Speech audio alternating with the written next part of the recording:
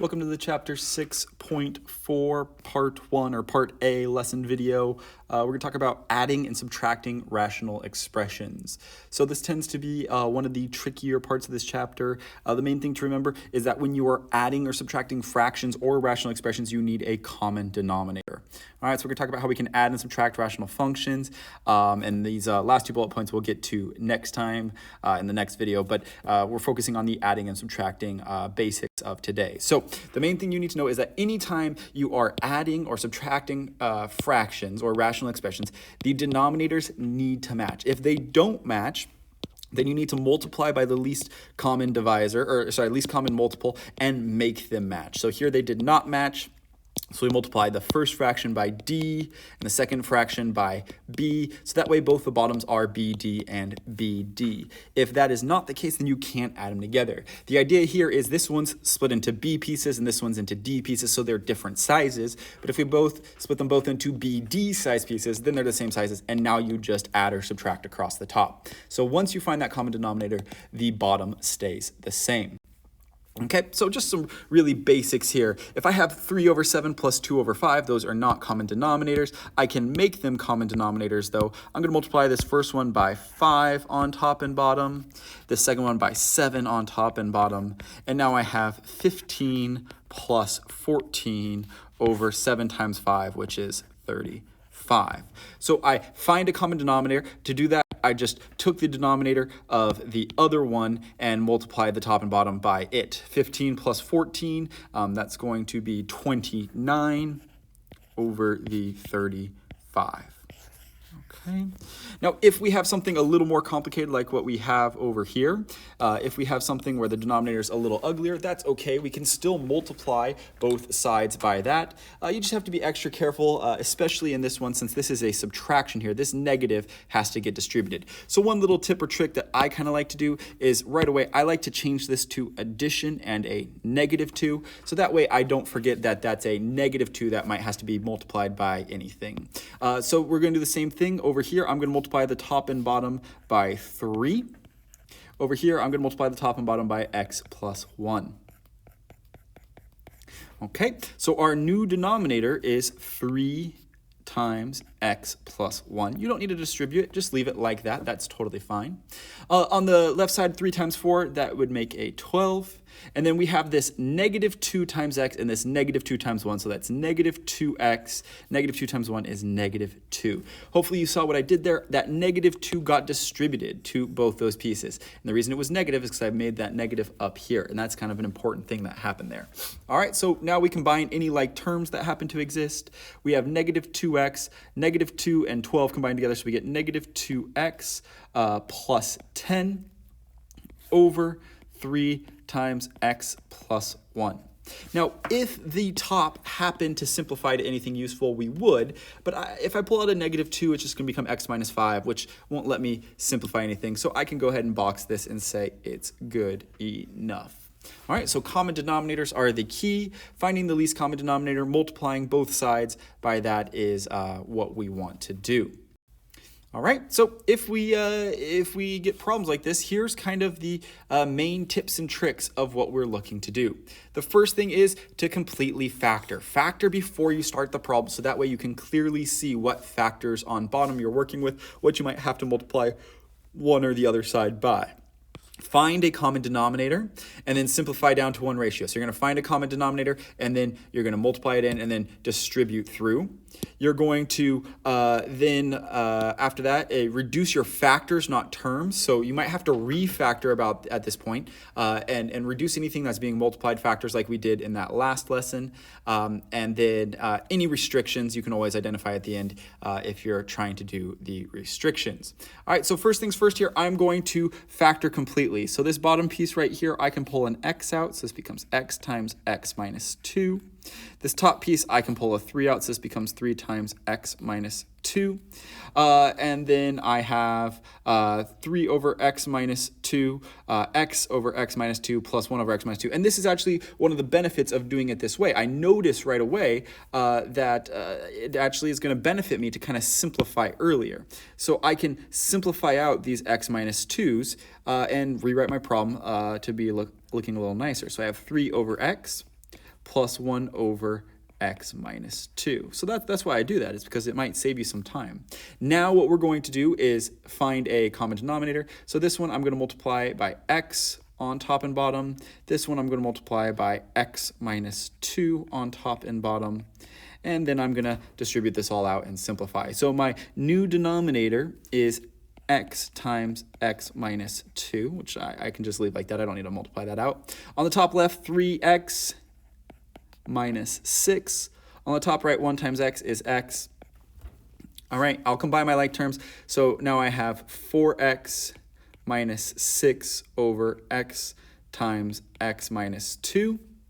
I'll pull out a 2 on top over there, but it doesn't actually help me. So I have 2 times 2x minus 3 over x times x minus 2. Nothing else reduces, so this is our final answer. Technically, you could have left it here if you wanted to. That would have been fine. It doesn't really matter. If you want to identify your restrictions, you would just make a little note to yourself that x could not equal 0, and it also could not equal positive 2, because those were the things on bottom that would make it equal 0. All right, let's do some more examples. So we got examples we can try.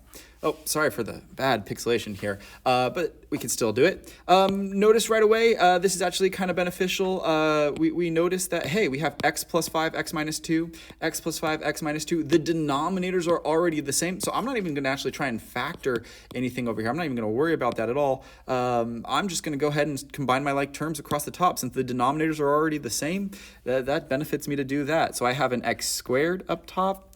3x plus 4x becomes 7x up top, and then negative 2 and 12 becomes positive 10 up top. The bottom stays the same. That's x plus 5 times x minus 2. All right, now I'm going to try and factor the top out. Let's see, what multiplies to 10 and adds 7? That's going to be x plus 5 times x plus 2. And now we'll see if anything reduces. Yes, x plus 5, those reduce away. X plus 2 and x minus 2, those are not the same. They look really similar, they're not the same. Since they're not the same, we can't reduce them. So we leave our answer as x plus 2 over x minus 2. I cannot cross anything else off because they are no longer factors, they are terms. And so that's my final answer. I might write myself a little note for the exclusions if I'm doing that.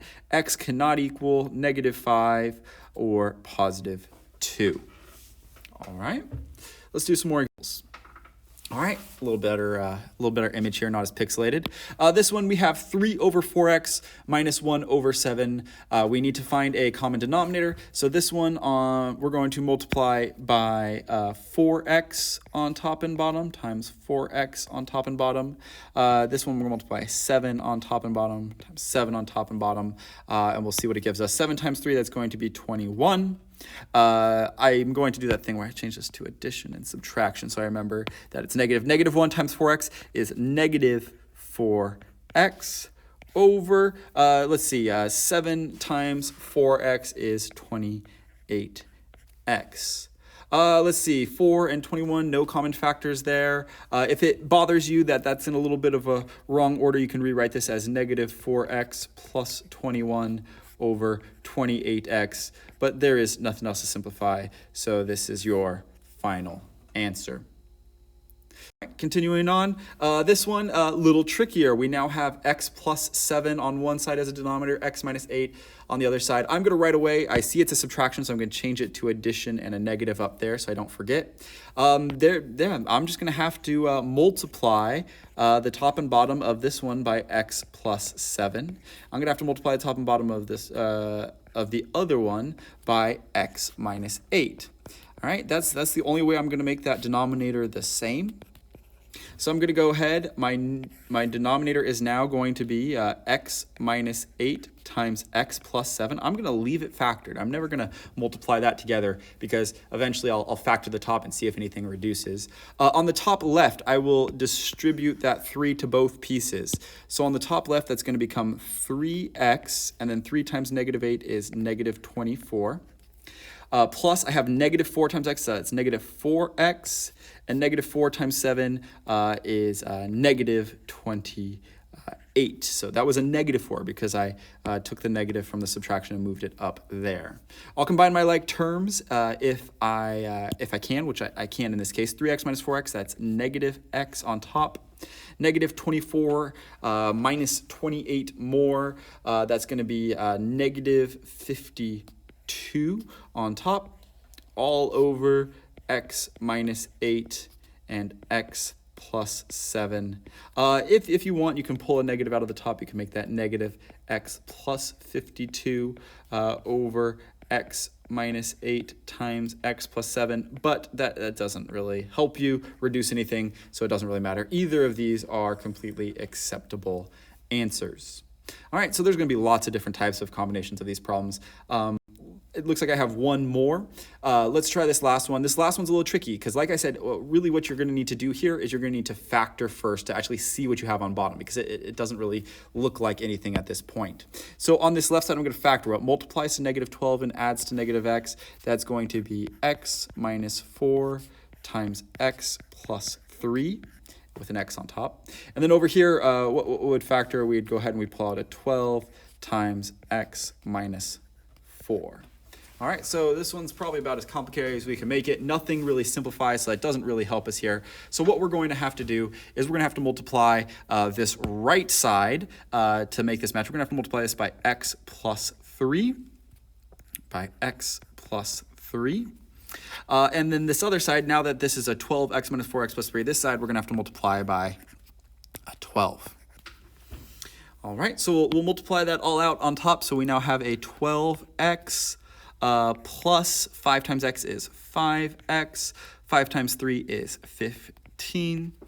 All of that is over 12 times x minus 4 times x plus 3. Okay, I'm going to simplify the top a little bit, see if that helps me at all. 12x plus 5x, that's going to become 17x plus 15 over that 12 times x minus 4 times x plus 3. And you know what? This time it doesn't actually help me at all. There's nothing that's going to factor out on top, nothing that factors on the bottom, so this is my final answer. But in order to get that, I really needed to factor. So once again, factoring is a key. Otherwise, I wouldn't have been able to see what I needed to multiply each side by. So that was a handful of the examples that you guys are going to see on this assignment. I would encourage you to try the homework, see how it's going. If you have any questions, please reach out to me. We'll go over plenty more problems like this in our next live session. And until then, I hope you have a great day.